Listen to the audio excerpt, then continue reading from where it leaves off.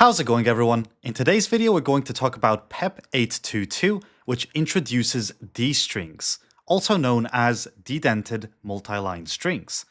And this is a change that might come out in 3.15, or it might even come out later. Right now it is a draft, so we can hope that it will be approved for 3.15, and worst case scenario, it comes out later. But before we get to the new syntax, I want to show you the problem that these strings solve, because once you see the pain of the old way, you'll really appreciate the new solution. So, here's the problem.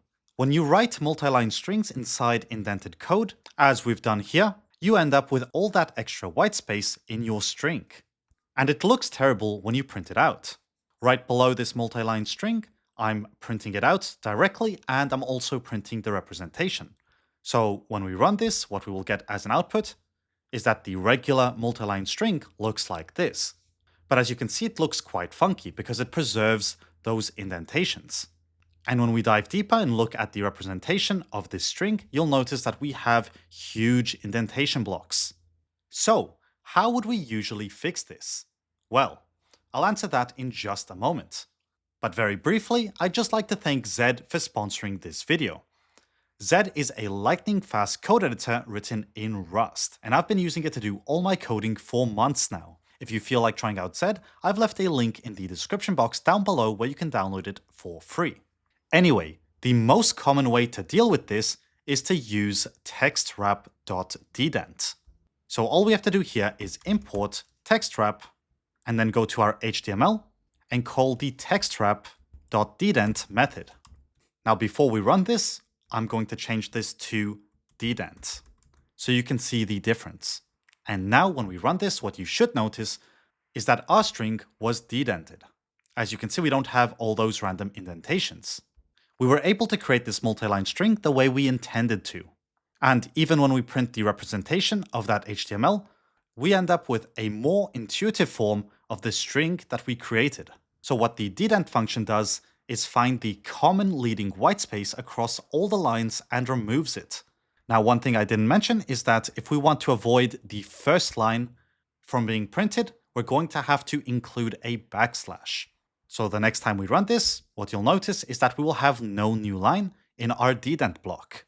So that's usually how we would solve this. Now that was kind of awkward, right? Importing text wrap, dealing with that backslash trick, all of that felt a bit awkward. So, PEP 822 gives us a much nicer solution, D-strings, which is basically syntax sugar for textwrap.dedent. The motivation section even walks through the same choices we just discussed, keeping everything left aligned, concatenating lots of single-line strings, or calling textwrap.dedent. The new syntax nods to how languages such as Java, C#, Swift, Julia, and Ruby already solved the indentation problem while keeping the literal readable. The syntax is simple. Just add a D prefix before your triple quotes. Theoretically, instead of using textwrap.dedent, we can just use the D string, which as an output should give us the same string from earlier, dedented. Now, unfortunately, since this is in draft, I cannot show you a live demo. I can only prepare you for what might happen in the future. This is something to look forward to. Something else that's quite cool is that these strings can be combined with other string prefixes, such as F strings or raw strings. So theoretically, we'll be able to do something such as df or dr and so on. The order doesn't matter. Although I will say that once we can do dr, I will absolutely call this a doctor string. The specification also calls out that D mixes with F, T, R, and B prefixes. And it runs the dedentation before it processes escape sequences. That means we can keep using line continuations, Unicode escapes, and template style formatting without extra hoops. For example, here we can have a name, which will be set to Alice, and if we want, we can create a dedented formatted string with the following syntax. df, triple quotes, followed by the multi-line string. And what this should produce is the following string. Hello, name, welcome to the program. Notice how we don't have any spaces after the new line. Right now, if we were to print this message, As a representation, we would get a lot of spaces after the new lines, for every new line. So using a d-string to achieve this result will just be very convenient.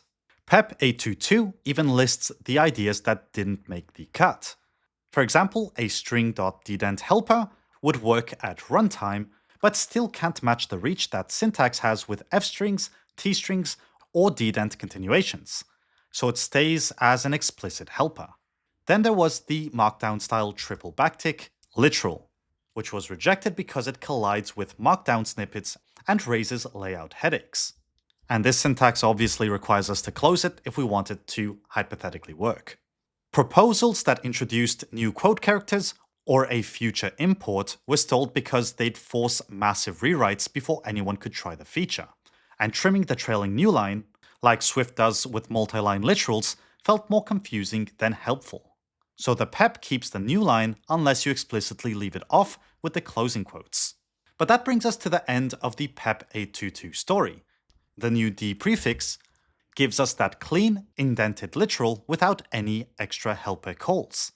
And it plays nicely with all of Python's familiar string prefixes. But I'd love to hear what you think about this in the comments section down below. Whether you think it's a good idea, whether this idea still needs to mature, let me know what you think in the comment section down below. But otherwise, with all that being said, as always, thanks for watching and I'll see you in the next video.